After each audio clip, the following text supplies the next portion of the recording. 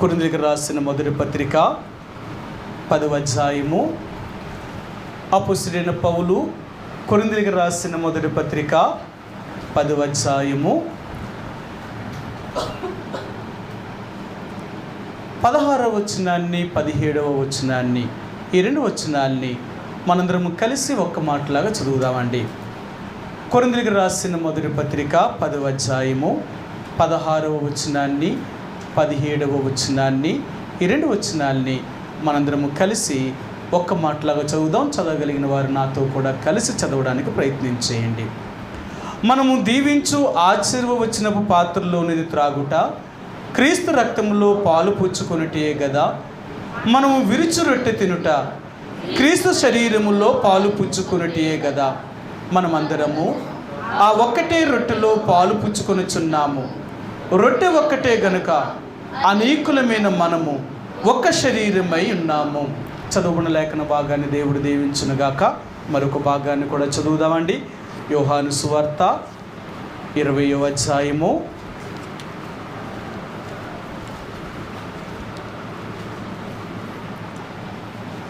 20వ అధ్యాయము 15వ వచనాన్ని మనందరము కలిసి ఒక్క మాటలాగా చదువుదాం. 15వ వచనాన్ని, యోహాను సువార్త 20వ అధ్యాయము 15వ వచనాన్ని మనందరం కలిసి ఒక్క మాటలా చదువుదామండి. యేసు, అమ్మా ఎందుకు ఏడ్చుచున్నావు, ఎవరిని వెతుకుచున్నావు అని ఆమెను అడుగగా, ఆమె ఆయన తోటమాలి అనుకొని, అయ్యా నీవు ఆయనను మోసుకొని పోయిన ఎడల ఆయనను ఎక్కడ ఉంచుతావో నాతో చెప్పుము, నేను ఆయనను మెత్తుకొని పోదునని చెప్పాను.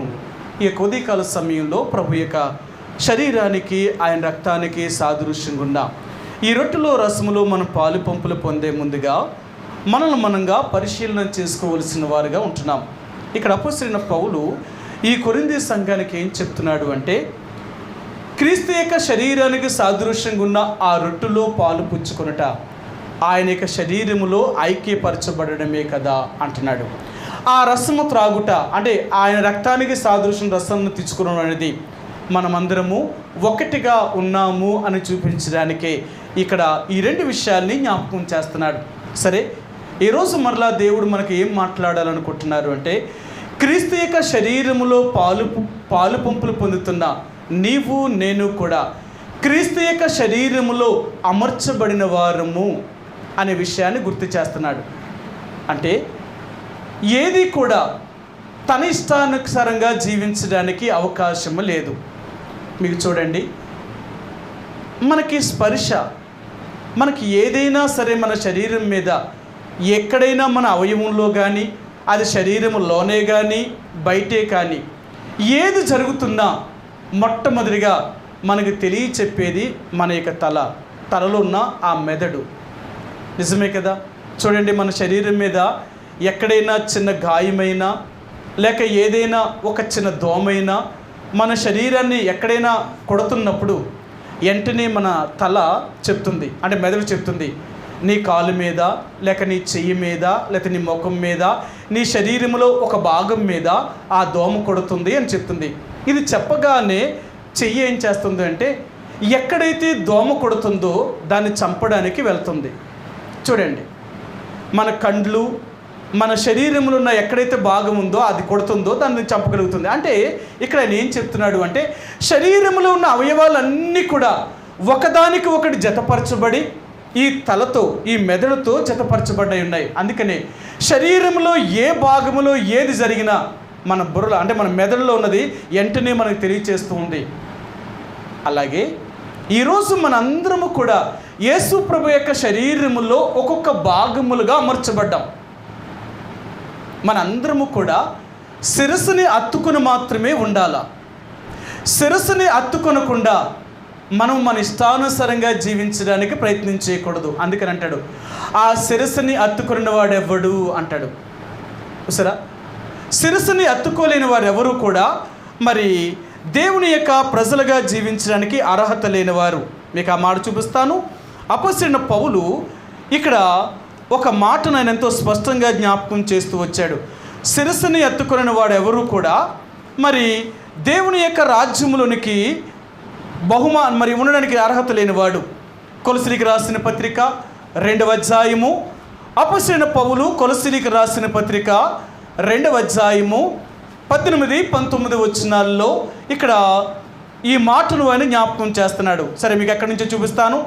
తన శరీర సంబంధమైన మనసు వలన ఓరక ఉప్పొంగుచు శిరస్సును అత్తుకొనిన వాడెవడును మీ బహుమానమును అపహరింపనీయకుడి.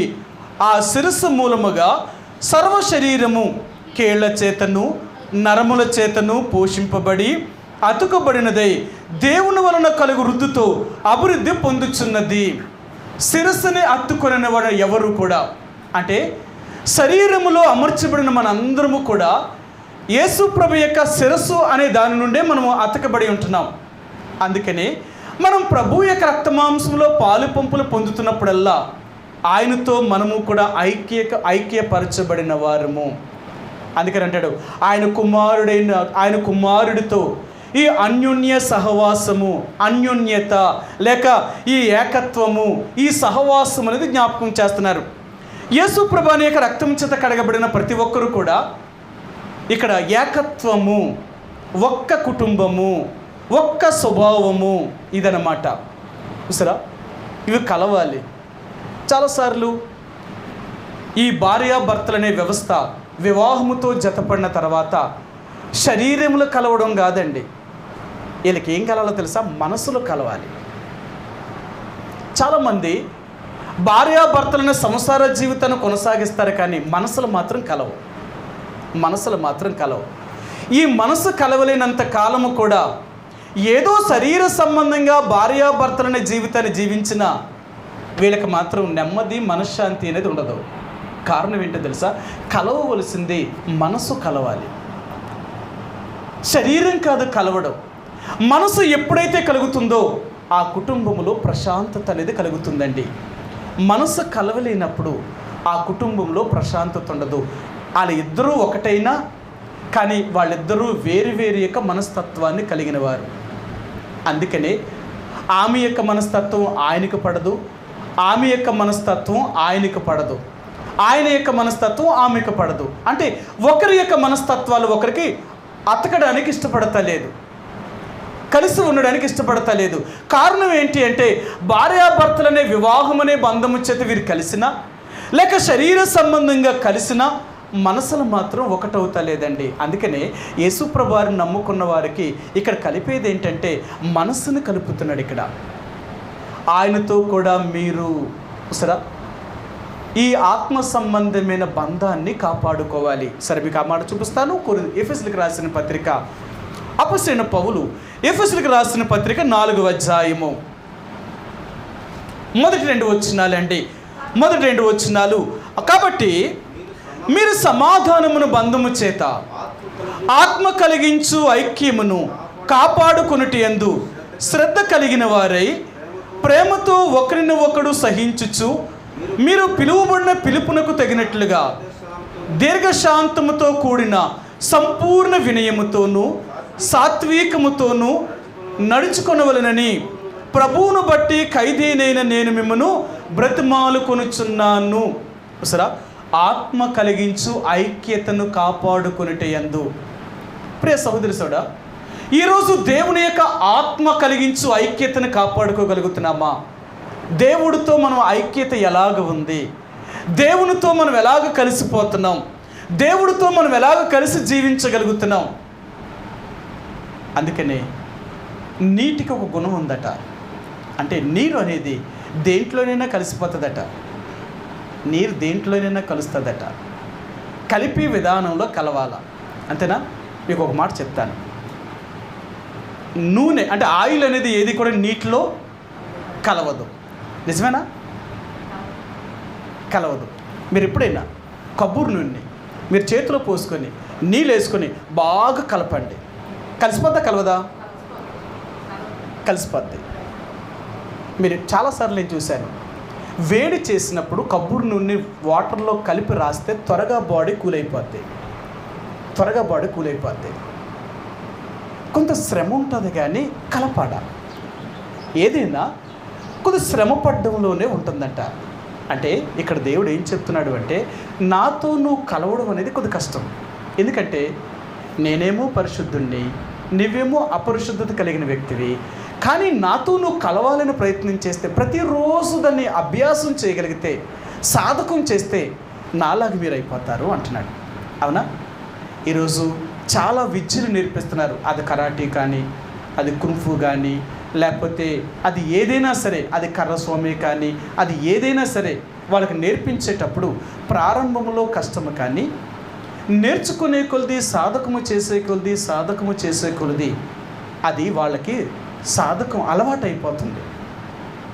ఎంత కఠినమైన దాన్నైనా మనిషి సాధకము చేయగలిగితే దాన్ని సాధించలేనిది అనేది ఏదీ లేదు కూడా. అందుకనే ఈరోజు మానవుడు ఎంత జ్ఞానము కలిగిన వాడు అంటే, మానవుడు ఏదైనా చెయ్యాలి అనుకుంటే ఆయన్ని ఆపగలిగిన వారే ఎవరూ లేరు.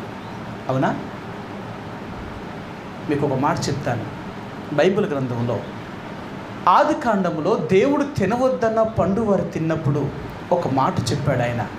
ఆయన ఏం చెప్పాడు తెలుసా?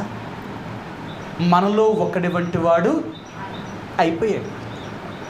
మానవుడు ఏమైపోయాడు తెలుసా? మనతో సమానమైన వాడు అవుతున్నాడు వాడు. చూడండి, ఆదికాండము 3వ అధ్యాయంలో వారు ఆ మంచి చెడ్డలు తినొచ్చే వృక్షఫలాన్ని తిన్నప్పుడు దేవుడు అక్కడ వారికి ఏం చెప్పాడు అంటే, ఇక్కడ ఒక మాట అన్నాడు. ఏం చెప్పాడో మీకు చూపిస్తాను.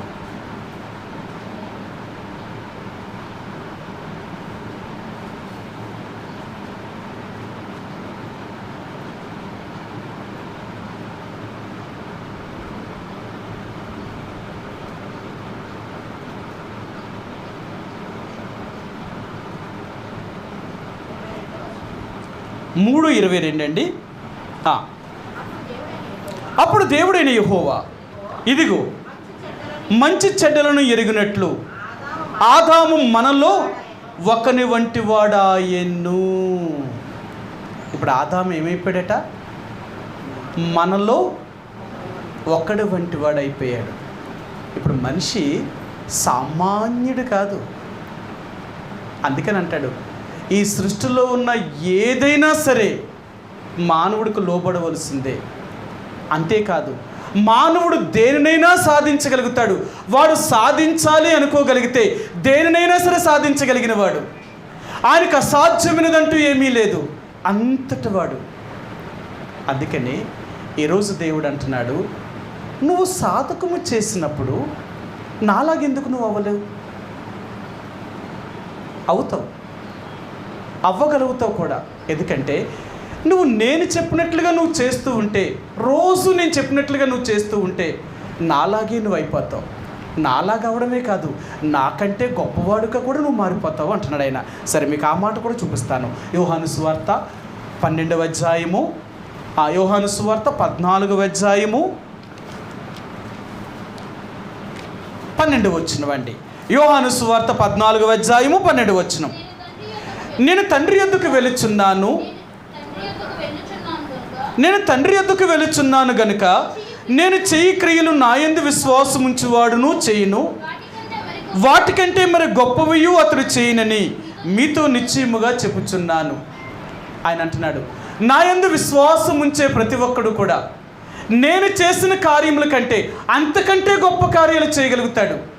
అయితే నా యందు మాత్రం విశ్వాసం ఉంచాలి వాడు. ప్రియ సహోదరి సోడా, యేసు ప్రభువారిలో మనం ఐక్యపరచబడిన వారు, జతపరచబడిన వారు. యేసు ప్రభువారితో కలిసిందేంటో తెలుసా? మన మనసులు కలవాలి. అర్థమైందా? అందుకనే చాలాసార్లు శరీరాల్ని మనం దేవుడి దగ్గర కలుపుతున్నామే తప్ప ఆత్మను కలపలేకపోతున్నాం. మన శరీరాన్ని కలుపుతున్నాం. అంటే దేవుడి మందిరానికి వస్తాం, ప్రార్థన చేస్తాం, వాక్యం చదువుతాం, దేవుడిని ఆరాధన చేస్తాం, ప్రభు యొక్క రక్త మాంసంలో పాలు పంపులు పొందుతాం, శరీర సంబంధంగా పైకి కనిపించేవన్నీ చేయగలుగుతాం. కానీ మనసులో మాత్రం దేవుడికి మాత్రం చోటివ్వవు. అందుకని అంటాడు, నువ్వు దేవుడికి నీ హృదయంలో ఇవ్వాలి స్థానం, నీ మనసులో చోటు ఇవ్వాలి. నీ మనసులో చోటు లేనప్పుడు నువ్వు పైకి ఎంత చేసినా అది సరైనది కాదు. అందుకని అంటాడు, యేసు ప్రభువుని నీ హృదయంలో ప్రతిష్ఠించుకోవాలట. కదా. సరే, మీకు ఆ మాట చూపిస్తాను. పేతురు రాసిన మొదటి పత్రిక 3వ అధ్యాయము. పేతురు రాసిన మొదటి పత్రిక 3వ అధ్యాయము 15-16 వచనాలండి. నిర్మలమైన మనస్సాక్షి కలిగిన వారై మీలో ఉన్న నిరీక్షణ గురించి మిమ్మల్ని హేతువడుగు ప్రతి వానికి సాత్వికముతోనూ భయముతోనూ సమాధానము చెప్పుటకు ఎల్లప్పుడూ సిద్ధముగా ఉండుడి. మీ హృదయములయందు క్రీస్తును ప్రభువుగా ప్రతిష్ఠించుడి. అప్పుడు మీరు దేని విషయంలో దుర్మార్గులని దూషింపబడుదురో దాని విషయమై క్రీస్తునందున్న మీ సత్ప్రవర్తన మీద అపనింద వేయవారు సిగ్గుపడుదురు. ముందు మన హృదయములో క్రీస్తు ప్రభువును ప్రతిష్ఠించుకోవాలా.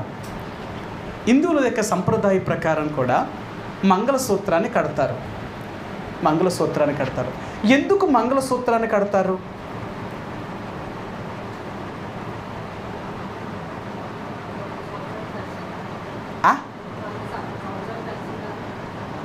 మళ్ళీ డే సిస్టర్ గారు చెప్పాలైతే.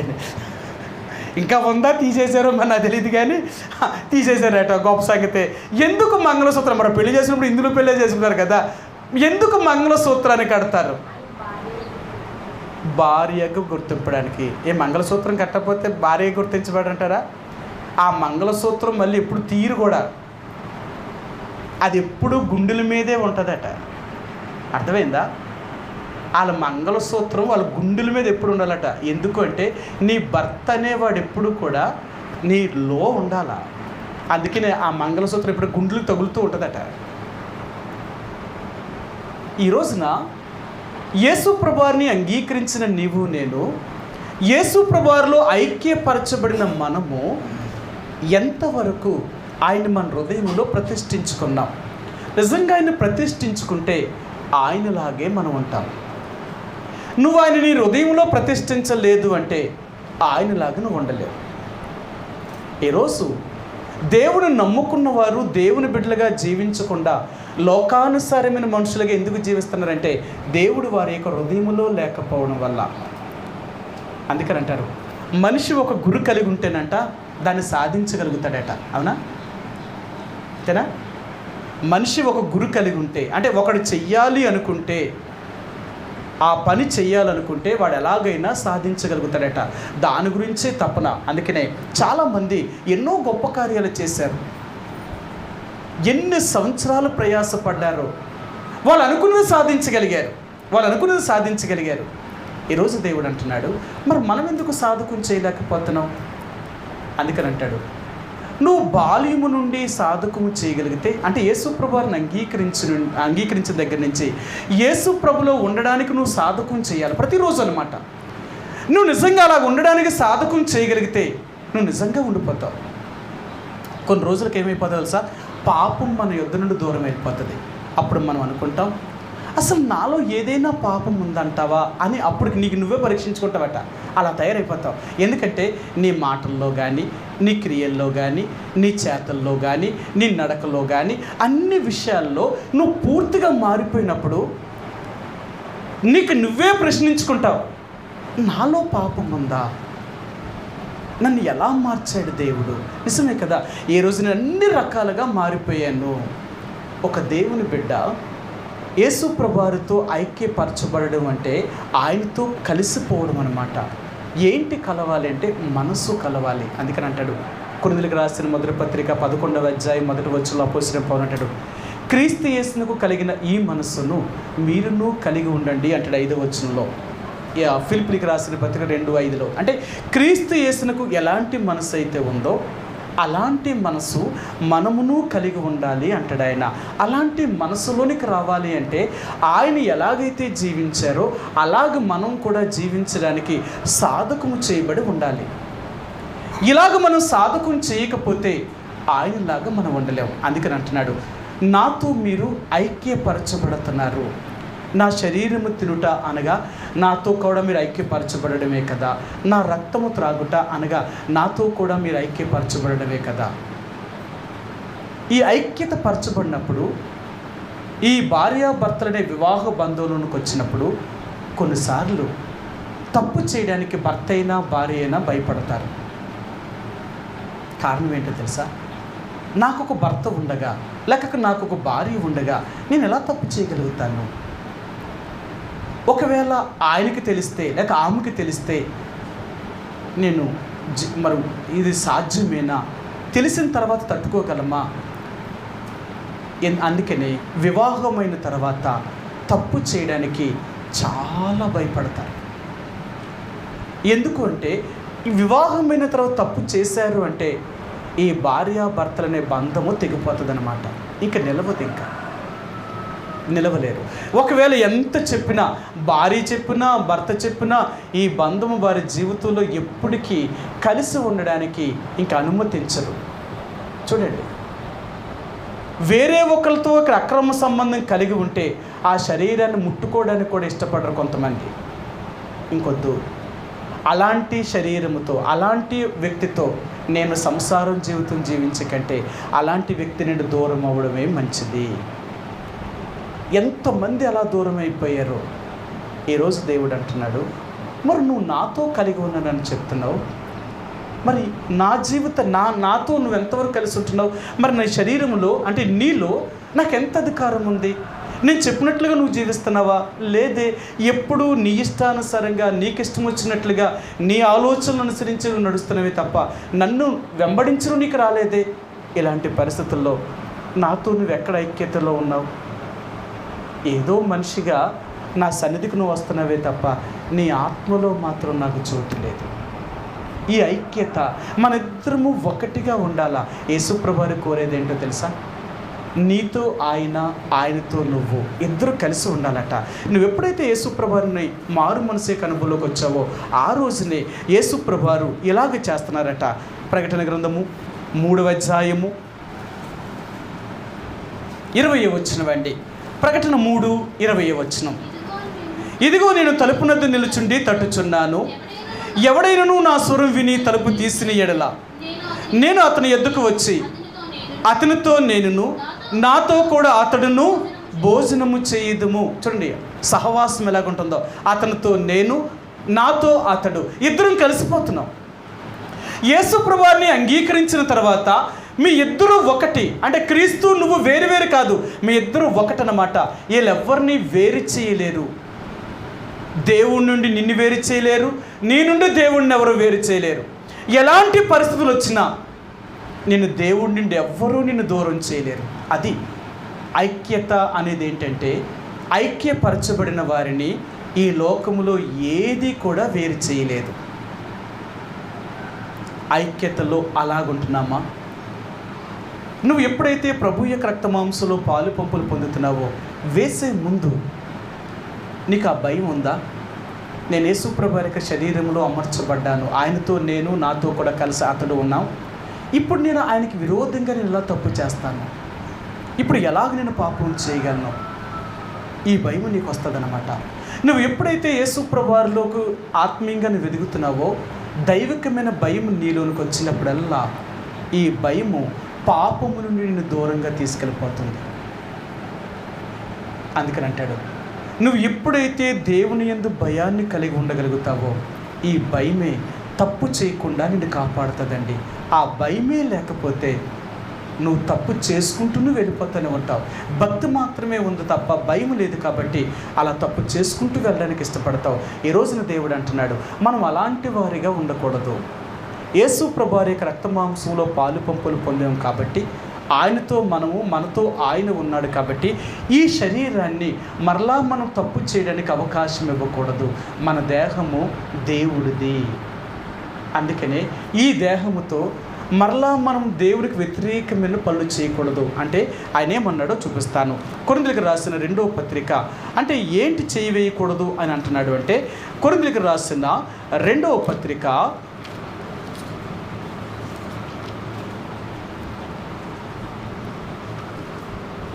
6వ అధ్యాయము. కొరింథీయులకు రాసిన 2వ పత్రిక 6వ అధ్యాయము. క్షమించండి, అంటే ఇక్కడ అంత స్పష్టంగా ఇవ్వలేదు. కొరింథీయులకు రాసిన మొదటి పత్రికలోనే చూపిస్తాను. మనం చదివిన దగ్గరే ఉంది 10వ అధ్యాయము. కొరింథీయులకు రాసిన మొదటి పత్రిక 10వ అధ్యాయము 18-19 వచనాలండి. శరీర ప్రకారమైన ఇశ్రాయేలీలను చూడుడి, బలి అర్పించిన వాటిని తినివారు బలిపీఠముతో పాలువారు కారా? ఇక నేను చెప్పినది ఏమి? విగ్రహార్పితములో ఏమైనా ఉన్నది అని అయినను, విగ్రహములలో ఏమైనా ఉన్నదని అయినను చెప్పేదనా? లేదు గాని అన్యజనులు అర్పించు బలులు దేవునికి కాదు, దయ్యములకే అర్పించుచున్నారని చెప్పుచున్నాను. మీరు దయ్యములతో పాలువారు అవుట నాకు ఇష్టము లేదు. మీరు ప్రభు పాత్రలోనిది దయ్యముల పాత్రలోనిది కూడా త్రాగనేరరు. ప్రభు బల్ల మీద ఉన్న దానిలోను దయ్యముల బల్ల మీద ఉన్న దానిలోను కూడా పాలు పొందనేరరు. సరే, ఒక్కసారి నువ్వు ప్రభు యొక్క రక్తమాంసంలో ఎప్పుడైతే నువ్వు పాలు పంపులు పొందావో ఆ తర్వాత ఇక మరలా దయ్యముల బల్ల మీద అపవిత్రమైన వాటితో నువ్వు పాలు పంపులు పొందవు. నీ ప్రత్యేకత చూపిస్తావు. ఒక క్రైస్తవుడు అనేవాడు ప్రత్యేకమైన జీవితాన్ని కలిగిన వాడు. అందుకే దేవుడు నిన్ను ప్రత్యేకపరిచాడు. ప్రతి దాంట్లో నువ్వు కలిసిపోవు. ఏది పడితే అది చెయ్యవు. నువ్వు నీ జీవితమే ప్రత్యేకమైనప్పుడు నువ్వు చేసే క్రియలు కూడా ప్రత్యేకతే. మర్చిపోకు. నీ జీవితం ప్రత్యేకమైనప్పుడు, నువ్వు యేసు ప్రభువుని నమ్ముకుని ప్రత్యేకించబడినప్పుడు మరి నువ్వు చేసే క్రియలు కూడా అలాగుండవా? ప్రత్యేకత అంటే ఏంటి? దేవుళ్ళలోకి నువ్వు రావడమే తప్ప నీ స్వభావం మార్చుకోవడం కాదా? మరలా నువ్వు లోక సంబంధమైన పద్ధతులు చేస్తూ ఉంటే నువ్వు ఎలాగ వేరు చేయబడినట్టు? నీ ప్రత్యేకమైన జీవితం ఎక్కడుంది? ఎవరిని అనుకుంటే నాకేంటి, నేను ప్రత్యేకించబడిన వ్యక్తిని, నేను ఇలాగే జీవిస్తాను. ఎవరేమనుకున్నా పర్లేదు. అర్థమైందా? నేను అంటాను, చాలాసార్లు నన్ను ఒక ఆయన అడిగారు, రేపు నీ పిల్లలకు పెళ్ళిళ్ళు చేసేటప్పుడు ఎవరు వద్దా? నన్ను అడిగినప్పుడు నేను చెప్పాను, నా పిల్లలకు 10 మంది వచ్చినా పెళ్లి చేస్తాను. నాకు ఏదో 100 మంది 200 మంది వస్తేనే పెళ్ళి కాదు. ఈరోజు డబ్బు ఉన్నవాడు అందరూ అలా పెళ్లి చేసుకుంటారు తెలుసా? అటో 10 మంది ఇటో 10 మంది వెళ్ళి రిజిస్టర్ ఆఫీసులో సంతకం పెట్టి బయటకు వచ్చేస్తున్నారు. కారణం ఏంటంటారు? పెళ్ళికి కూడా ఇంత అంగమై ఎందుకంటే బాబు ఇంత డబ్బు వేస్ట్ చేయడం అక్కర్లేదులే, ఇలా చేస్తే చాలు. నేను అంటాను, నాకు ఎవరో రావక్కరద్దు, దేవుని బిడ్డలను పిలుస్తాను. ఇంకా అంతకంటే అన్యులుగా నాకు ఎవరు లేరు. ఇంకా లోకస్తులుగా నేను పిలిచిన వాళ్ళు వస్తే వస్తారు. ఆ వచ్చిన వాళ్ళు ఎంతమంది అయినా, నాకు 100 మంది 1000 మంది రావాలో నాకేమీ లేదు. ఆ వచ్చిన వాళ్ళు 10 మంది దేవుని బిడ్డలైనా వాళ్ళ సమక్షంలో నేను పెళ్లి చేస్తాను. అంతే చాలు. అక్కడ ఉండేది దేవుని బిడ్డలు ఉంటేనే దేవుడు సంతోషిస్తాడే తప్ప నా పెళ్ళికి 2000 మంది వచ్చారు అని దేవుని ఎరగిన వాళ్ళు వస్తే దానికి నాకు దేవుడు సంతోషమేమో. దేవుడు ఉండేది ఎక్కడ ఉంటాడు తెలుసా? దేవుని చిత్తము జరిగించే వాళ్ళు 2-3 ఉన్న వాళ్ళ మధ్య ఉంటాడు. దేవుని చిత్తాన్ని జరిగించిన వారు కొన్ని 1000 మంది ఉన్నా, అది ఎంత ఆర్భాటముగా జరిగినా దేవుడు ఉండడు. ఈరోజు క్రైస్తవ వివాహముల్లో దేవుణ్ణే బయటికి గెంటేసి వాళ్ళ పేరు, వాళ్ళ అధికారం, వాళ్ళకున్నదాన్ని చూపించుకోవడం కొరకే లోకములో దేవుని బిడ్డలు కూడా ఇలా చేస్తున్నారు. అక్కడ దేవుడు ఉన్నాడా అంటే దైవ సన్నిధి లేదు, దేవుడు లేడు. కానీ దైవ పద్ధతి మాత్రం ఉంది, ఆచారం మాత్రం ఉంది. మనం ఆచారము చేసేవారము కాదు, దైవ పద్ధతిని చేసేవారు, అనుసరించేవారు. ప్రియ సహోదరి సోదరా, ఈరోజు దేవుడు అనేది ఏంటో తెలుసా? యేసు ప్రభువారి యొక్క శరీర రక్త మాంసంలో పాలు పంపులు పొందుతున్న నువ్వు నేను మరలా లోకంలో ఉన్న వాటికి ఎలా పాలు పంపులు పొందుతాం? నీకు తెలియదా? ఇవి దేవునికి విరోధమైనవి, ఇలాంటి వాటిని నేను చేయకూడదు, అలాంటి వాటిల్లో నేను పాలు పంపులు పొందకూడదు. మీకు ఒకసారి చూపించాను, మరలా చూపిస్తాను. ఒక రాజు ఎంతటి తప్పు చేశాడో, అతను చేసిన తప్పు ఏంటో దేవుడు ఆయనకి ఏం చూపించాడో చూపిస్తాను. 2వ దినవృత్తాంతాల గ్రంథము 19వ అధ్యాయము, 2వ దినవృత్తాంతాల గ్రంథము 19వ అధ్యాయము 2వ వచనమండి. 2వ దినవృత్తాంతాల గ్రంథము 19వ అధ్యాయము 2వ వచనం. దీర్ఘదర్శి హనానీ కుమారుడునగు యెహోవా అతన్ని ఎదుర్కొనబోయి రాజైన యెహోషాపాతుకు ఇలాగు ప్రకటన చేసెను, నీవు భక్తిహీనులకు సహాయము చేసి యెహోవా శత్రువులకు స్నేహితుడివైతివి కదా, అందువలన యెహోవా సన్నిధి నుండి కోపము నీ మీదికి వచ్చును. యెహోషాపాతు గొప్ప రాజే, దేవుళ్ళో ఎంతో బలపడిన రాజు. కానీ ఎవరి దగ్గరికి వెళ్ళాడట? దేవునికి శత్రువులైన వారి దగ్గరికి వెళ్ళి ఆయనకు సహాయం చేశాడట. దేవుడు లేని వారితో నీకు సహవాసం ఏంటి? దేవుడు కలిగిన వారి కంటే దేవుడు లేని వారితో నీకు ఎక్కువ సహవాసం. కారణం ఏంటో తెలుసా? వాళ్ళుంటేనే కదా లోకంలో నువ్వు బ్రతకగలవు, వాళ్ళుంటేనే కదా నీ పనులన్నీ జరుగుతాయి. ఇదా? అయితే దేవుడు అంటున్నాడు, దేవుని కోపం నీ మీదకి రాబోతుంది, మర్చిపోకు. యెహోషాపాతు రాజు చెప్తున్నాడు, రాజా, యెహోవాకు శత్రువులైన వారితో నువ్వు స్నేహం చేసివు గనుక ఆయన కోపము నీ మీదకి రాబోతుంది. అందుకని మీకు ఎన్నోసార్లు చెప్తాను, నువ్వు రక్షించబడిన తర్వాత దేవునికి వ్యతిరేకమైన పనులు చేసినప్పుడల్లా దేవుడు కోపం నీ మీదకి వచ్చి నీకు అనేకమైన వ్యాధులు గుండా, బాధలు గుండా, కష్టాల గుండా, నెమ్మది లేకుండా, అనేకమైన కరువు కాటకాల గుండా దేవుడు తీసుకెళ్తున్నాడు నిన్ను. ఎందుకో తెలుసా? నువ్వు దేవుడు మాట వినకపోవడం వల్ల. నువ్వు దేవుడే మాట వింటే నువ్వెప్పుడూ సుఖంగానే బ్రతుకుతావు. నీకు మనుషులతో సంబంధం లేదు. వాళ్ళు ఏమనుకుంటే నీకేంటి? వాళ్ళ వల్ల నువ్వు బ్రతుకుతలేదు. ఏ మనుషుల దయ వలన మనం బ్రతకలేదు. ఈ రోజు వరకు మనం బ్రతుకుతున్నామంటే దేవుడు దయ. ఆయన ఇంకా మనల్ని భూమి మీద బ్రతికిస్తున్నాడు. ఈ రోజు వరకు నువ్వు నేను ఇంకా భూమి మీద ఉన్నామంటే ఏ మానవుడి యొక్క దయ వలన, ఏ మానవుడి యొక్క మరి వాడు పెట్టడం వల్ల మనం బ్రతుకుతలేదు. ఆ దేవుడు దయ చూపించడం వల్ల మాత్రమే మనిషి బ్రతుకుతున్నాడు. ఏ రోజు దేవుడు మనం రమ్మంటే మనం వెళ్ళిపోవాలా? అందుకనే దేవుడు అంటున్నాడు, నువ్వు నా మాట వినకుండా ఒక మనిషికి ఎందుకు నువ్వు భయపడుతున్నావు? ఒక మానవుడు మాట ఎందుకు వింటున్నావు? నాకంటే వాడే నీకు గొప్పవాడా? సరే, మీకు ఈ మాట కూడా చూపిస్తాను. యెషయా గ్రంథము 51వ అధ్యాయము. ఇక్కడ యెషయా ఇశ్రాయేలు జనాంగం గురించి ఆయన ఏం చెప్తున్నాడో మీకు చూపిస్తాను. 51వ అధ్యాయము 11వ వచనం, 12వ వచనం. నేనే మిమ్మల్ని ఓదార్చువాడను, చనిపోవు నరుడికి, తునుమాత్రుడగు నరుడికి నువ్వెందుకు భయపడదువు? ఈరోజు దేవుడు అంటున్నాడు, నేనే మిమ్మల్ని ఓదార్చగలిగిన వాడిని, నేనే మిమ్మల్ని కాపాడగలిగిన వాడిని, నేను లేకుండా మీరు లేరు. నువ్వెందుకు మనిషికి భయపడుతున్నావు? వాళ్ళ దయ కావాలా? అందుకని అంటాడు, మనం మనుషుల దయను సంపాదించుకొని చూస్తున్నామా, దేవుని దయను సంపాదించుకొని చూస్తున్నామా?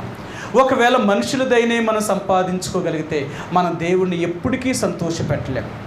మనం దేవుని దయనే సంతోష పెట్టాలి అనుకుంటే మనం మనుషుల్ని ఎప్పుడూ సంతోష పెట్టలేం. అందుకని మీకు చెప్తున్నాను, మరలా మనం దేవుడి యొక్క మాటే విన్నామా, మనం మనుషుల మాట విన్నాం. మనం మనుషుల మాటే విన్నామా, మన దేవుడి మాట విన్నాం. అంతే. నువ్వు ఎవరి మాట వింటున్నావు? ఈరోజు మరలా దేవుడు నిన్ను సూటికి అడుగుతున్నాడు, నువ్వు నా మాటే వింటే మనుషుల మాట ఎందుకు వింటావు? మనుషులు చెప్పినట్లుగా ఎందుకు చేస్తావు? వాళ్ళ ఆలోచన ఎందుకు అనుసరిస్తావు? లేదు, నువ్వు వాళ్ళ మాటే నువ్వు విన్నావు అనుకే, నా ఆలోచన కానీ నా మాట కానీ నేను చెప్పినట్లుగా నువ్వు ఎప్పటికీ ఉండవు. మరి నేను చెప్పినట్లుగా నువ్వు ఎప్పటికీ ఉండకపోతే నా రాజ్యంలోకి ఎలా రాగలుగుతావు? నువ్వు మరణిస్తే ఒకరోజు లోకాన్ని విడిచిపెట్టిన తర్వాత ఎక్కడికి వెళ్తావు? నువ్వు నీ గమ్యం ఏంటి? అందుకనే ఒక దేవుని బిడ్డ మనుషుల మాట ఎప్పుడూ వినడం. మీకు ఎన్నోసార్లు చూపించాను. అపోస్తుల కార్యము 3వ అధ్యాయంలో కానీ 4వ అధ్యాయంలో కానీ పేతురు అంటే అపోస్తులు చెప్పారు, అయ్యా, మేము మీ మాట వినట కంటే దేవుడి మాట వినడమే శ్రేష్టము. మేము మనుషుల మాట వినం. మీరు తిడతారా? తిట్టండి. కొడతారా? కొట్టండి. ఒకవేళ చంపేస్తారా? చంపేయండి. అంతే తప్ప మేము మీ మాట అయితే వినమంటే వినము అని చెప్పారు. వారండి దేవుని ప్రజలు. నువ్వు ఏ రోజునైతే రక్షించబడ్డావో ఆ రోజు నుంచి నువ్వు మారడం అంటే నీ క్రియలను కూడా మార్చుకోవాలి, నీ పద్ధతిని కూడా మార్చుకోవాలి. ఈ లోక సంబంధమైన వాటిని నువ్వు మార్చుకోగలిగితేనే నువ్వు దేవుని బిడ్డవి, లేకపోతే నువ్వు కాదు.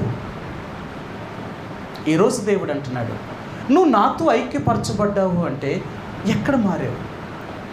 నీ స్వభావం ఎలా మారింది? మీ అందరికీ చెప్తాను ఒక మాట. ఒక ఆడపిల్ల అత్తగారి ఇంటికి వచ్చిన తర్వాత ఇప్పుడు ఆడపిల్ల మారాలా, మగపిల్లడు మారాలా? ఏమన్నామా?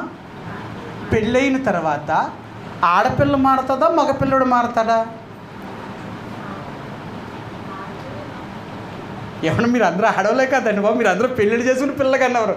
మా ఎలిజబెత్ అమ్మగారిని అడుగుతాను, ఎలిజబెత్ అమ్మగారు మా జకరీ గారిని పెళ్లి చేసుకున్న తర్వాత ఆయనలాగా మీరు మారారా, మీలాగా ఆయన మారాడా? ఆమె ఏం చెప్పినా బాధ అనుకుంటుంది. ఆడపిల్లని పెంచేటప్పుడే ఎలా పెంచుతారట? నువ్వు ఒకళ్ళ ఇంటికి వెళ్ళి ఆడదానివి, ఇక్కడ ఉండో కాబట్టి మీ అత్తగారి ఇంటికి వెళ్ళినప్పుడు వాళ్ళకి తగినట్లుగా నువ్వు ఉండాలంటే అలాగే నేను పెంచాలా. అందుకనే ఒక ఆడబిడ్డ వివాహమైన తర్వాత అత్తగారింటికి వెళ్ళినప్పుడు అత్తగారి కుటుంబంలో ఉన్న పద్ధతులకు అనుకూలంగా మారిపోద్ది. లేదండి మా అమ్మగారింటికాడ ఇలాగ ఉన్నాను, మా అమ్మగారింటికాడ ఇలా చేసేదాన్ని, మా అమ్మగారింటికాడ నేను ఇలాగే ఉంటాను, అలాగ ఉండేదాన్ని, ఇక్కడ కూడా అలాగే ఉంటానంటే అప్పుడు ఏం చెప్తారు?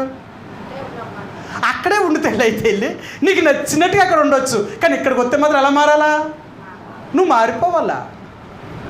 నువ్వు ఏళ్ళకు అనుగుణంగా నువ్వు నడవాలే తప్ప నేను ఇంకా అలాగే ఉంటాను అంటే కుదరదు. ఇక్కడ ఈరోజు నువ్వు నేను కూడా క్రీస్తుకి ఒక వివాహము చేయబోయే ఒక కన్యకగా, ఒక భార్యగా మన అందరూ సిద్ధపడుతున్నాం. ఇప్పుడు మన పద్ధతులు మనం ఎలా మార్చుకున్నాం? ప్రభు దగ్గరకు వచ్చినప్పుడు మనం ఆయనలాగా మారాలి, కానీ ఆయన్ని మన దారిలోకి తీసుకురావడానికి ప్రయత్నించే. ఆయన ఎప్పటికీ రాడు, నీ దారిలోకి ఎప్పుడూ దేవుడు రాడు, నువ్వు ఆయన దారిలోకి వెళ్ళాలే తప్ప. ఈ రోజున ప్రభు యొక్క రక్తమాంసంలో పాలు పంపులు పొందే ముందుగా ఐక్యపరచబడిన మనం నిజంగా ఐక్యపరచబడినట్లుగానే జీవిస్తున్నామా? మనం మారేమా? మన స్వభావం మన పద్ధతులు మార్చుకోగలిగామా? అలాగ లేకపోతే దేవుని యొక్క రాజ్యంలోనికి ఎలా ప్రవేశించగలుగుతాం? అందుకనే ఈరోజు మరలా దేవుడు అంటున్నాడు, నా శరీరము తినుట, ఆ రొట్టె తినుట అనగా నా శరీరములో పాలు పుచ్చుకొనిటే కదా, ఆ పాత్రలో త్రాగుతనగా నా రక్తములో పాలు పుచ్చుకొనిటే కదా. అంటే నన్ను మీరు కలుపుకుంటున్నారు, అంటే మీరు నేను ఇద్దరము ఒకటవుతున్నాం. ఇక్కడ ఒకటవ్వలేదు అంటే చాలా ప్రమాదం. మీకు చాలాసార్లు చెప్పాను, మనుషులందరిలో ఉన్నదంతా ఒకటే రక్తం, అవునా? మనుషులందరిలో ఉన్నదల్లా ఒకటే రక్తం, అవునంటారా? అందరిలో ఉన్నది ఒకటే రక్తం అంటారా? కాదండి. ఒక ఆయన మొన్న ఎవరో చెప్తున్నారు, ఒక ఆయనకి రక్తం ఉందంట, ఆ గ్రూప్ రక్తము ఇంకెక్కడా లేదట, ఆ గ్రూప్ రక్తమే లేదట. అది చాలా ఎంత వెతికినా సరే దొరకలేదట, అది చాలా కష్టం అంట. అప్పుడు ఏం చేశారంటే, బాబు నీ రక్తాన్ని నువ్వే తీసి దాచుకో అని చెప్పారట. నీకు ఏదైనా ప్రమాదం వస్తే నీకు రక్తం దొరకదు కాబట్టి నీ రక్తం ఒంట్లో ఉన్నప్పుడే నీ రక్తాన్ని మాకు ఇస్తే నీ రక్తాన్ని మేము దాస్తాం, ఏదైనా ప్రమాదం వచ్చినప్పుడు మరలా ఆ రక్తాన్ని నీకు వెంటనే ఎక్కిస్తాం, లేకపోతే నువ్వు చచ్చిపోతావు, బతకవని చెప్పారట. మనిషిలో ఉన్న రక్తము అందరిదే ఎర్రగానే ఉండొచ్చేమో, కానీ మన గ్రూపులు మాత్రం వేరు. ఇది కలవు. అందుకని అంటారు, మన గ్రూపు కాని రక్తం మన శరీరంలోకి ఏదైనా ప్రవేశించిందంటే వెంటనే చచ్చిపోతారు మనిషి, బతకడు ఇంకా. అందుకనే వేరొక రక్తాన్ని మన శరీరంలో ఎక్కించడానికి ఇష్టపడరు, మన రక్తము అలాంటి రక్తం అయితేనే ఎక్కిస్తారు తప్ప. మరి అలాగ అనుకున్నప్పుడు మనం మారకుండా ప్రభు యొక్క రక్తమాంసంలో ఎందుకు పాలు పంపులు పొందుతాం? అలా పాలు పంపులు పొందితే మనం ఏమవుతాం తెలుసా? ఆత్మీయంగా చచ్చిపోతాం, అంతే, మారం. ఇంకా మన బ్రతుకులు ఎలాగుంటాయి తెలుసా? ఎన్ని సంవత్సరాలు గుడికొచ్చినా, ఎంత వాక్యం విన్నా మనం ఏమాత్రం మారమంటే. ఎందుకు మారమంటే ఆ ప్రభు యొక్క రక్తమాంసంలో మనం తెలిసి తెలియక మారకుండా రక్తం పాలు పంపులు పొందడం, మారకుండా కానీ పాలు పంపులు పొందేమా మనం ఆత్మీయంగా చచ్చిపోతాము, ఇంకెప్పటికీ బ్రతకం. వాళ్ళు ఏమైపోతారు తెలుసా? వాత వేయబడిన మనస్సాక్షి కలిగిన వారై వాళ్ళు ఎప్పటికీ ఇంక మారరట. అందుకనే చెప్తాను, నువ్వు ప్రభు యొక్క రక్తమాంసంలో పాలు పంపులు పొందే ముందు నీ జీవితాన్ని మార్చుకొని పాలు పంపులు పొందాలి, అంతేకాని మారకుండా పాలు పంపులు పొందొద్దు. నువ్వు మారకుండా కానీ పాలు పంపులు పొందేవంటే భక్తిహీనుడిగా మారిపోతావు. అప్పుడు ఏమనుకుంటా తెలుసా? నేను వేసాను, నాకేం జరిగింది? నేను వేసాను, నాకేమైనా కీడు వచ్చిందా? నాకేమైనా నష్టం వచ్చిందా? నాకేమైనా ప్రమాదం వచ్చిందా? ఏది రాలేదు కదా. కానీ నువ్వేమైపోతున్నావో తెలుసా? భ్రష్టుడుగా అయిపోతున్నావు, భక్తిహీనుడిగా మారిపోతున్నావు. నీకు తెలుసుండి కూడా నువ్వు తప్పు చేయడం వల్ల నీ మనస్సాక్షి చచ్చిపోతుందన్నమాట. అందుకనే నీ మనస్సాక్షి కూడా నీతో మాట్లాడదు. నువ్వు చేస్తున్న తప్పు, నువ్వు తప్పు అని కూడా చెప్పదు, ఇంకా అది కూడా చంపేశావు. కొంతమంది మనస్సాక్షి అంటే ఎన్ని తప్పులు చేసినా వాళ్ళకి తప్పు అనిపించదు. ఎందుకో తెలుసా? వాళ్ళ మనస్సాక్షి చచ్చిపోయింది. చంపేశారు దాన్ని. అందుకనే నువ్వెన్ని చేసినా నేను తప్పు చేస్తున్నానన్న భయమే నీకు రాదు, తప్పు చేస్తున్నానన్న ప్రేరేపణే నీకు అనిపించదు. అందుకనే వాళ్ళు ఎలాగుంటారో తెలుసా, ఇంకా పాపం చేసుకుంటూనే పోతూ ఉంటారు, ఇంకంతే, మారరు. అందుకనే ప్రియ సహోదరి సోడా, ప్రభు యొక్క బలలో పాలు పంపులు పొందే ముందుగా అలాగే ప్రభు యొక్క రక్త మాంసంలో పాలు పంపులు పొందుతాం. ఈరోజు దేవుడు చెప్తున్నాడు, నాతో నువ్వు ఐక్యపరచబడాలి అంటే నువ్వు తప్పక నన్ను నీ జీవితంలో ప్రభువుగా ప్రతిష్ఠించుకో. నాతో నువ్వు కలిసిపోవాలి అంటే నీ పాత స్వభావాన్ని వదిలే, లోక సంబంధించిన వాటి నుంచి వదిలేసి పూర్తిగా నాలోనికి రా. అప్పుడే నేను నీతో ఉంటాను, నువ్వు నాతో ఉంటావు. మనిద్దరము కలిసి భోజనము చేయగలుగుతాం, సహవాసం చేయగలుగుతాం. నాతో నీకు సహవాసం కలిగి ఉంటే అప్పుడు నీకు మేలు జరుగుతుంది. నన్ను చాలామంది అన్నారు, ఆయనకి ఎంతమంది సంఘం వాళ్ళు పట్టుమని 10 మంది కూడా ఉండరు అన్నారు. నిజమే, నాకు పట్టుమని 10 మంది లేకపోయినా నీకు పట్టుమని 100 మంది ఉన్నా వాళ్ళతో నువ్వు బ్రతకలేకపోతున్నావు. నాకు పట్టుమని 10 మంది ఉన్న వాళ్ళతోటి నేను జీవించగలుగుతున్నాను. కారణం ఏంటో తెలుసా, నా సహవాసము దేవుడితో ఉంది. నాకెవరుండి ఎవరు లేకపోయినా నేను దేవుడితో ఉన్నానా లేదా? నన్ను పోషించేవాడు, నన్ను కాపాడేవాడు దేవుడు, మనుషులు కాదు. దేవుడు నన్ను పోషించేటప్పుడు, దేవుడు నన్ను కాపాడేటప్పుడు మనుషులతో నాకు నిమిత్తం ఏముంది? వాళ్ళు 10 మంది కాదు, 2 ఉన్నా సరే పోషించగలడు. ఇంతకంటే కఠినమైన పరిస్థితులు చూసి వచ్చాను నేను సేవలో. అర్థమైందా? ఇంకా మీరు ఈ మాత్రమే ఉన్నారు. ఇంత కూడా లేని పరిస్థితుల్లో సేవ చేశాను నేను. ఎందుకో తెలుసా, అప్పుడు అదే దేవుడు నన్ను పోషించాడు, ఇప్పుడు అదే దేవుడు నన్ను పోషిస్తున్నాడు. నేను ఎందుకు ఉన్నానో తెలుసా, ఆయనతో నా సహవాసము తెగిపోకూడదు.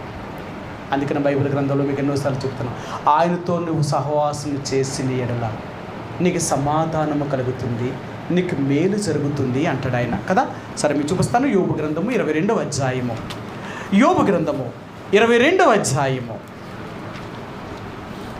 యోబు గ్రంథము 22వ అధ్యాయము 21 వచ్చినవండి. 22, 21. ఆయనతో సహవాసము చేసిన ఎడల నీకు సమాధానము కలుగును, అలాగ నీకు మేలు కలుగును. నీ దేవుడితో నీ సంబంధం ఎప్పుడు తెగిపోకుండా చూసుకో. నీ సహవాసము దేవుడితోటే ఉండాలా. అలాగ ఉన్నావా, నీకెప్పుడు మేలే జరుగుతుంది. నీకెప్పుడు కొరత అనేది ఉండదు. నీకు లేదు అనే సమస్య రానివ్వడు. అది నువ్వెప్పుడు ఎలాగుంటావు తెలుసా, నీకు మేలు జరుగుతూనే ఉంటుంది. నీకు దేవుడు ఇస్తూనే ఉంటాడు. ఎలాగిస్తాడు నీకు అనవసరం, అది నువ్వు ఆయనతో కలిసి జీవించండి. నేను నేర్చుకున్నది అదే. ఎప్పుడు కూడా నేను దేవుడు, ప్రభువా లోకంలో ఎవరు ఎలాగున్నా నాకు అనవసరం, నేను ఉన్నానా లేదా, నువ్వు చెప్పినట్లుగా నేను చేస్తున్నానా లేదా, నాకు అంతే.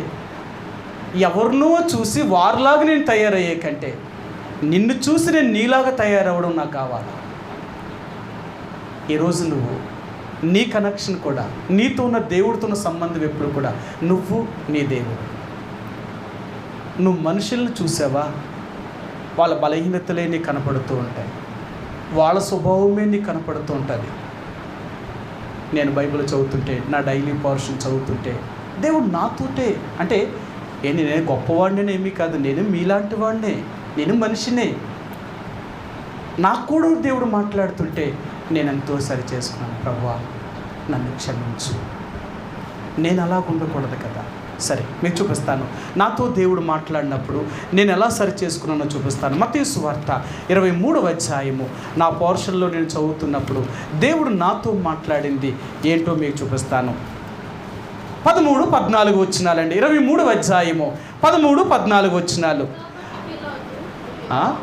అయ్యో వేషధారులైన శాస్త్రులారా, పరిసయ్యులారా, మీరు మనుషుల ఎదుట పరలోక రాజ్యమును మూయుదురు, మీరు అందులో ప్రవేశింపరు, ప్రవేశించు వారిని ప్రవేశింపనియ్యరు.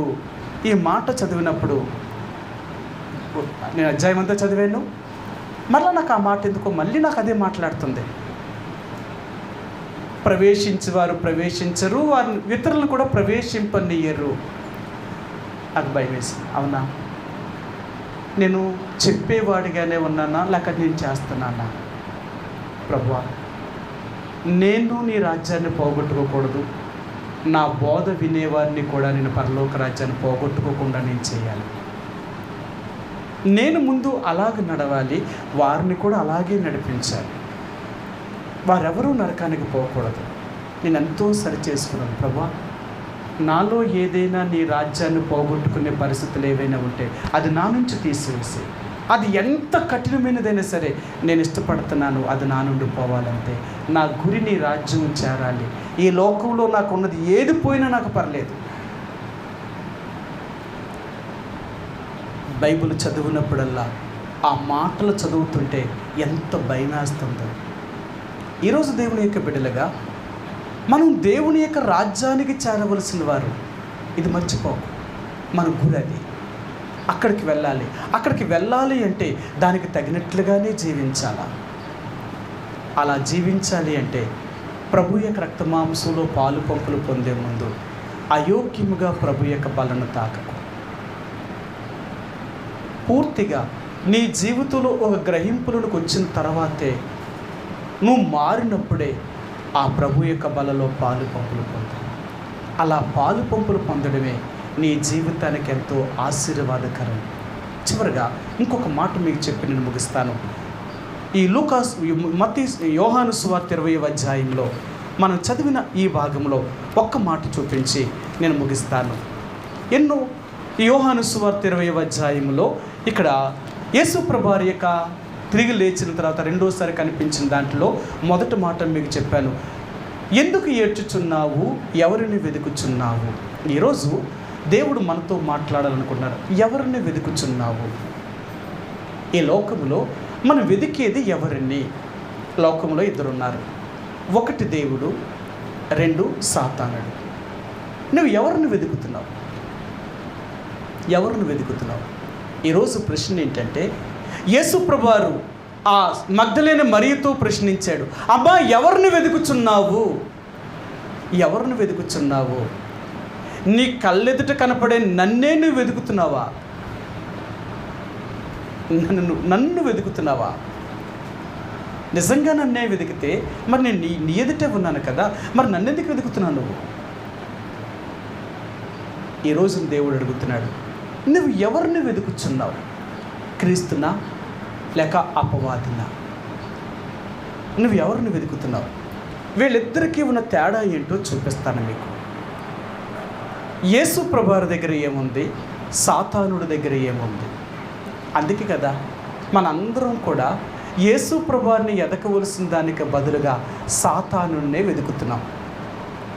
వాడు ఏం చేస్తున్నాడు తెలుసా? మాయలు చేస్తున్నాడు. అంతే, మాయ చేస్తున్నాడు. ఈ మాయలు చూసి మనం ఏమైపోతున్నాడు, అదే నిజం అనుకుంటున్నాం. ఈ రోజున చూడండి, మొన్న ఒక ఆయమే 2.5 కోట్లు డబ్బు సీటీల పేరు మీద తీసుకొని పారిపోయిందని కనపడకుండా. ఏమంటే ఇంక పోయింది, డబ్బంతా చేతి తెచ్చుకుంది, కనపడకుండా పోయిందని అంతే. ఎందుకంటే ప్రజలు ఎలాగున్నారో తెలుసా? మోసములోనే ఎక్కువ పడుతున్నారు. మోసము. ఇప్పుడు మోసం చేసేవాడు ఏం చెప్తాడు? అమ్మ 100కి 10 రూపాయలు వడ్డీ అంటాడు. మోసం చేసేవాడు అడిచేవాడా పోయేవాడా? 100కి 10 రూపాయలు వడ్డీ అంటే జనాలు అందరూ ఏమంటారు, అమ్మ 100కి 10 రూపాయలు అంట, అయ్యి బాబు ఇలా ఉంది, ఒక సంవత్సరంలో మనం డబ్బు చేసేద్దాం అనుకుంటారు. నిజమే. నీ డబ్బంతా తీసుకున్న తర్వాత ఏం చేస్తాడు తెలుసా? నీ కంటికి కూడా కనపడ్డాడు. మోసం అంతే కదా. మనకు మోసపోవడం అలవాటు అయిపోయింది. అందుకని ఇప్పుడు చూడండి, ప్రతిసారి చెప్తున్నారు మోసపోకండి మోసపోకండి మోసపోకండి అంటున్నారు. ప్రతిరోజు పోలీస్ స్టేషన్లో మోసపోయిన వాళ్ళ కంప్లైంట్లు ఎక్కువ ఉన్నాయి. సార్ మా సీటీలు ఎలా మోసం చేశారు, ఆగో ఫైనాన్స్ సీటీ, ఆ ఫైనాన్స్లు ఎలా మోసం చేశారు, పలానా వాళ్ళు ఇలా మోసం చేశారు, లేదా పలానా వారు ఇలా మోసం చేస్తున్నారు. ఎంత మోసం! ఎందుకు అలా మోసపోతున్నారు అంటే మోసపోవడం మన లక్షణం అయిపోయింది. మానవుడు ఎలాంటి పోడంటే మోసపోవడమే వీడి స్వభావం అంట. అందుకనే సాతానుడు మనల్ని మోసం చేస్తున్నాడండి. వాడు ఏది మనకి ఇచ్చేది ఏమీ లేదు, కానీ అంత మోసమే. నేను మరలా చెప్తున్నాను మీకు మాగా, యేసు ప్రభువారిని సాతాను శోధించింది. 40 రోజులు ఉపవాసం ఉన్నప్పుడు ఆయన కొండ మీద నుంచి కిందకి దిగి వస్తున్నప్పుడు అపవాది ఆయన శోధించి ఆయనకి ఏం చెప్పింది అంటే, నువ్వు ఆకలితో ఉన్నావు కదా, ఈ రాళ్ళను రొట్టెలు చేసుకొని తిను అని చెప్పింది ఒకటి. ఇంకోటి ఏం చెప్పింది, ఇదిగో ఈ లోక రాజ్యముల యొక్క మహిమ అధికారము అంతా నా దగ్గర ఉంది, ఒక్కసారి నా పాదాలను ముక్కు, నేను ఇది వదిలిపెట్టి నీకు వెళ్ళిపోతాను, ఇవన్నీ నీకు ఇచ్చేస్తాను అంటుంది. నిజంగా మీరు ఎప్పుడైనా చూడండి, మనం దేనికైతే దాసులుగా చేయబడతామో దానికి తప్పక మనం దాసులుగానే ఉంటామే తప్ప అధికారులుగా ఎప్పుడు ఉండలేము. మీరు ఎప్పటికీ ఉండలేరు. సాతాను యేసుప్రభువారిని ఏమన్నదంటే, ఈ లోక రాజ్యముల యొక్క మహిమ, దాని అధికారము అంతా నేను నీకు ఇచ్చేస్తాను, ఒక్కసారి నా పాదాలను పట్టుకొని వదులు అని చెప్పింది. అప్పుడు యేసుప్రభు ఏం చేయాలా? ఈ లోకంలో ఆయనకు అధికారము లేక మహిమే కావాలి అనుకుంటే అక్కడ ఇంకెవ్వరూ లేరు. సాతాను, యేసుప్రభువారు వీళ్ళిద్దరే ఉన్నారు కాబట్టి ఒక్కసారి దానికి పాదాలను పట్టుకొని వదిలేస్తే యేసుప్రభువారికి ఏమి ఇచ్చేస్తుంది? ఈ లోకముల యొక్క రాజ్యము యొక్క మహిమ అధికారము రెండు ఇచ్చేస్తానంటుంది. మరి ఒకసారి పట్టుకొని వదలలేడంటవా? ఒక్కసారి కానీ దాని పాదాలే కానీ పట్టుకొని ఉంటే అదేమంటారు తెలుసా? నువ్వు నా దాసుడివే తప్ప నువ్వు నాకు అధికారం కాదు అంటారు. ఎప్పుడు అంతే. అది అబద్ధం ఆడేది అది ఎప్పుడు కూడా. అందుకని అంటారు కదా, మీరు మీ తండ్రికు అపవాది సంబంధులు, ఆది నుండి వాడు అబద్ధికుడు, వాడు యందు సత్యమే లేదు అంటాడు. ఆడు ఎప్పుడు అబద్ధమే చెప్తున్నాడు. ఈరోజు కూడా మన పరిగంత ఎక్కడో తెలుసా? లోకంలో నువ్వు సంపాదించాలంటే అలా సంపాదించు, ఇలా సంపాదించు, దీనికి ఇదిగో మార్గం, దీనికి ఇదిగో మార్గం, దీనికి ఈ మార్గం ఉంది, దానికి ఆ మార్గం ఉంది. నువ్వు పైకి రావడానికి లోకంలో ఎన్నో మార్గాలు చూపిస్తుంది. అన్నీ చూపించి ఏం చేస్తారు సార్? చివరికి నీ ప్రాణాన్ని ఎట్టుకుపోతుంది. అందుకని యేసుప్రభువు అంటాడు, ఒక మనుషుడు లోకమంతయు సంపాదించుకొని తన ప్రాణాన్ని పోగొట్టుకుంటే వాడికి ఏంటి ప్రయోజనం? మనిషికి నెమ్మది లేకుండా సాతాను నిన్ను పరిగెత్తించి ఆఖరికి నెమ్మది లేకుండానే మరణించే పరిస్థితిలో తీసుకుపోతాడు. ఏంటి దానివల్ల ఉపయోగం? లోకం ఇప్పుడు కూడా అలా పరిగెత్తించేది, కానీ దేవుడు అలా చేయడు. దేవుడు ఏమంటాడు తెలుసా? నేను ఈ లోకములో నీకు అధికారము కానీ, ఈ లోకములో నీకు మహిమ కానీ, ఈ లోకములో నీకు ఏం కావాలన్నా అది నీకు ఇవ్వాలి అంటే ముందు నువ్వు నా మాట విను, నేను చెప్పినట్లుగా చేస్తే తిరిగి నేను ఇవన్నీ ఇస్తాను అంటాను. అదేమంటుంది? లేదు, నీ ఇష్టానుసరంగా నువ్వు జీవించు, నా ఇష్టం కూడా అక్కర్లేదు, నీ ఇష్టానుసరంగా లోకంలో నువ్వు అనుభవించు, అలా నువ్వు జీవిస్తే అన్నీ నీకు వచ్చేస్తాయి అంటుంది. కానీ మనం ఎలాంటి వాళ్ళు తెలుసా? మోసపోయేవాడు మాటే నమ్ముతామే తప్ప దేవుడి మాట నమ్మం. అందుకనే ఈ రోజు వరకు సాతానుడు మనం మోసం చేస్తూనే ఉన్నాడు. మనం ఎవరిని వెతుకుతున్నాం? దేన్ని వెతుకుతున్నాం? ఈరోజు మనం వెతికేదంతా ఈ లోకాన్ని, లోకంలో ఉన్న వాటిని. దేవుడు అంటున్నాడు, ఇది కాదు నువ్వు వెతికేది, నన్ను వెతుకు అంటున్నాడు ఆయన. మీ అందరికీ తెలుసు, మత్తయి సువార్త 6:31 అంటాడు, మొదట మీరు దేవుని రాజ్యమును ఆయన నీతిని వెతుకుడి, అప్పుడు అవన్నీ మీకు అనుగ్రహించబడతాయి అన్నాడు. యేసుప్రభువు వారు చెప్పేది అంటే, నన్ను, నా రాజ్యాన్ని మొదట వెతుకు. నువ్వు వెతకవలసింది నన్ను నువ్వు వెతకగలిగితే, నేను నీకు దొరికితే నేను అన్ని నీ సమస్యలు తీర్చగలుగుతాను. చివరిగా ఒక్క మాట చూపించండి, ముగిస్తాను. ఇంకా ఇర్మియా గ్రంథము 48వ అధ్యాయము, క్షమించండి 45వ అధ్యాయము, ఇర్మియా గ్రంథము 45వ అధ్యాయము 4-5 వచనాలండి. నీవు అతనికి ఈ మాటను తెలియజేయమని యెహోవా సెలవిచ్చుచున్నాడు. నేను కట్టిన దానిని నేను పడగొట్టుచున్నాను, నేను నాటిన దానిని పెళ్ళగించుచున్నాను, సర్వ భూమిని గూర్చియు ఈ మాట చెప్పుచున్నాను. నీ నిమిత్తమును నీవు గొప్ప వాటిని వెతుకుచున్నావా? వెతకవద్దు, నేను సర్వ శరీరుల మీదకి కీడును రప్పించుచున్నాను అని అంటున్నాడు ఆయన. నీ నిమిత్తము నువ్వు గొప్ప వాటిని. ఈరోజు మనం వెతికేదేంటి? మనం ఈ లోకంలో ఉన్న గొప్ప వాటిని వెతుకుతున్నామంట. నీ గురించి నువ్వు గొప్ప వాటిని వెతుకుతున్నావా? ఏంటి నీ గొప్ప? ఏంటి నువ్వు వెతికేవేంటి? అందుకని అంటున్నాడు, నీ కంటికి ఏమైతే కనపడుతున్నాయో అవన్నీ ఒకరోజు నాశనమైపోతాయి. నీ కంటికి కనిపించని ఉన్నాయి చూసావా, అవి ఎప్పటికీ నిలిచి ఉంటాయి. అందుకనే మన కన్నే మనల్ని మోసం చేసేది, మన కళ్ళే మనల్ని మోసం చేస్తున్నాయండి. కనిపించే లోకాన్ని చూపిస్తూ ఇదంతా నీదే అని చెప్తుంది, అనుభవించు అని చెప్తుంది. కానీ అదే కన్ను నిన్నే మోసం చేస్తుందన్న సంగతి మర్చిపోలేకపోతున్నావు. ఎందుకో తెలుసా? నువ్వు దేన్నైతే అనుభవించాలని సంపాదించుకుంటున్నావో ఆ సంపాదించింది అనుభవించకుండగానే ఈ 2 కళ్ళు మూసెళ్ళిపోతున్నావు అంటే ఈ లోకాన్ని. ఈరోజే ఆలోచించు, నువ్వు వెతికేది దేవుణ్ణా లోకాన్నా? నువ్వు వెతికేది క్రీస్తునా సాతానున్నా? ఎవరిని వెతుకుతున్నావు? ఒకవేళ నీవైనా నేనైనా ఈ లోకములో ఉన్న సాతాన్నే వెతికితే వాడితో పాటు మన నరకంలోకి వెళ్ళిపోతాం. లేదు, నువ్వు యేసు ప్రభువుని వెతికితే ఆయనతో పాటు ఆయన రాజ్యంలో యుగయుగాలు ఉండగలుగుతాం. కాబట్టి ఈ మధ్యాహ్న కాల సమయంలో ప్రభు యొక్క రక్త మాంసంలో పాలు పంపులు పొందే ముందుగా మరొక మాట, ప్రభువా నేనేంటి వెతుకుతున్నాను? నా మనసు, నా దృష్టి, నా కోరిక దేని మీద ఉంది? ఈ లోకంలో ఉన్న వాటి మీద? ఇవా నాకు కావలసినవి, లేక నువ్వా నాకు కావలసిన వారివి? నాకు కావలసింది ఏంటో తెలుసా? ఇవి కాదు, నువ్వుంటే నాకు చాలు. ఇవి ఉన్నా లేకపోయినా నాకు పర్లేదు, నువ్వుంటే నాకు అంతే చాలు. అందుకని దావీదు మహారాజు అంటాడు, నువ్వు నాకు ఉండగా లోకంలో ఉన్నది ఏది నాకు అక్కర్లేదు, ఈ లోకమే నాకు వద్దు, నువ్వుంటే నాకు చాలు. ఇదంతా ఎక్కడుందో తెలుసా? ఆయనలోనే ఉంది. ఒక్క ప్రభువును నువ్వు కలిగి ఉంటే ఆయనే నీకు సర్వ సమృద్ధిని ఇవ్వగలిగిన వాడు. అధికారాన్ని ఇస్తాడు, నీకు మహిమనిస్తాడు, నీకు ఈ లోకములో అన్ని రకాల సుఖ సంతోషాలను అనుభవించగలిగిన వాడు దేవుడు. ఈ లోకం ఆయనది. నువ్వు సాతానుడి యొక్క మాట నమ్మకు, అడంతా మోసగాడు, మోసం చేసి నిన్ను పాడు చేసేవాడు. కాబట్టి ఈరోజు మనం వెతకవలసింది దేవుణ్ణి. మనం దేవుణ్ణి వెతుకుతున్నామా? అలాగే వెతికితే నిన్ను, నీ కుటుంబాన్ని దేవుడు శాశ్వత కాలం వరకు ఎప్పుడూ నిన్ను విడిచిపెట్టడు. ఆ రీతిగా దేవుడు మన కుటుంబాలన్నిటినీ దేవుడు ఆశీర్వదించగలిగిన వాడు, కాపాడగలిగిన వాడు. ఆ రీతిగా ప్రభు మనకు సహాయం చేయనుగాక. ప్రభు యొక్క రక్త మాంసంలో పాలు పంపులు పొందే ముందు మనంగా పరిశీలన చేసుకుందాం.